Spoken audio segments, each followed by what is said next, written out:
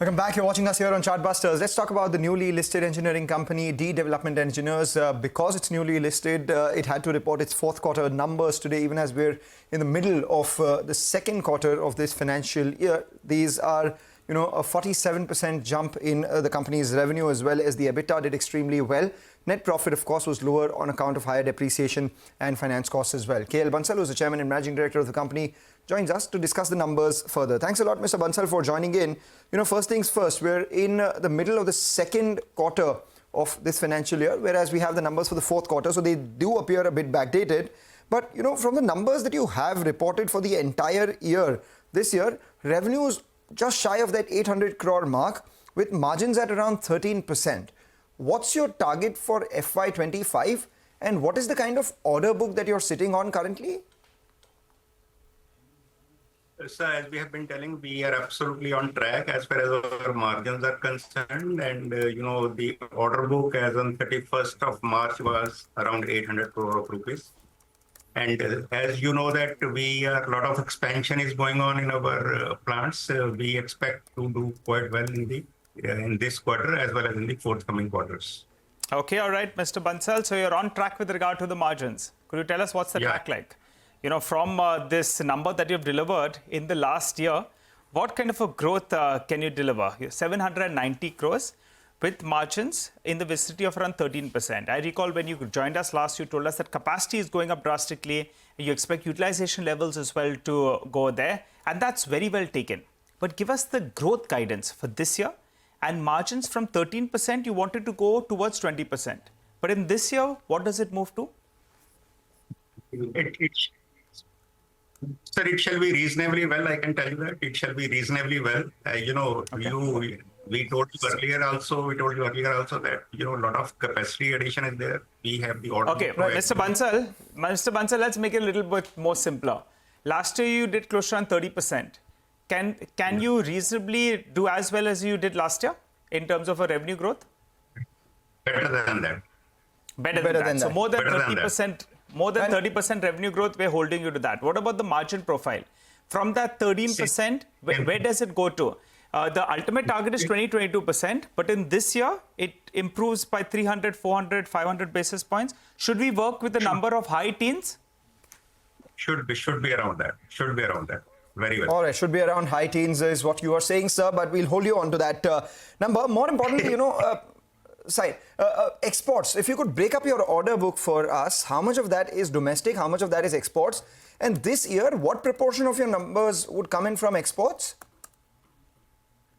Sir, historically, we have been doing more than 50% export. And this year also, the numbers will be almost the same. As a matter of fact, the export quantum can be around 60% in this year. Okay, and what proportion of your order book is currently from exports, and how much of that is domestic? Sir, again, answer is the same. That 60%. Historically, we are 50-50 on. But this year, our expectation is that we shall be doing little better in exports. What is the margin differential between domestic and exports? Because if you're expecting more contribution from exports and looking at higher margins, then one would assume that margins on exports are better than domestic?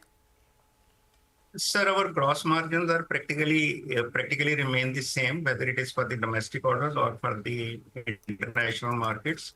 However, to execute the export orders, we have to spend a little more on that, although the net contribution is more in case of export orders. So, the net EBITDA levels and, the PAT levels should remain almost the same as for the domestic jobs. Okay, got it. All right, Mr. Bansal, could you tell us what is the cash conversion cycle for the company? Cash conversion cycle is around 4 months. 4 months, okay. And is there a risk? Because, I'll tell you why I ask you this. Because in the export markets, there is some bit of a slowdown on a global scale. So for your company, you're sounding reasonably optimistic. But is there a risk that this 4 months gets expanded a little bit? Because 4 months is not short as well. You're talking about 120 days for cash conversion. Sir, absolutely not. Because, the customers we are dealing with are, the top customers in the world. They are among us Fortune 500 companies. And we have never had any issue as far as, the delay in payments are concerned from our export customers. whatever is defined in terms of payment terms, we get our payments according to that, maybe with 10, 15 days here and there, nothing more than that. All right, take that point. But, post your IPO, you were looking to repay some of the debt as well. Now, these numbers are fourth quarter numbers, so we don't know, what exactly is your current debt on the books as of now, and how much have you repaid post the funds that came in from the IPO? And to that extent, what is the kind of finance cost that one should expect this year from you? Sir, we have already paid off the debts as per the objects of the offer, and our debt has gone down by more than 175 crores. And, we expect that, our finance cost should drop down drastically. At least it will be in the range of 20 crores of rupees, minimum, I'm saying. And what does the number stand at right now after paying 175 crores?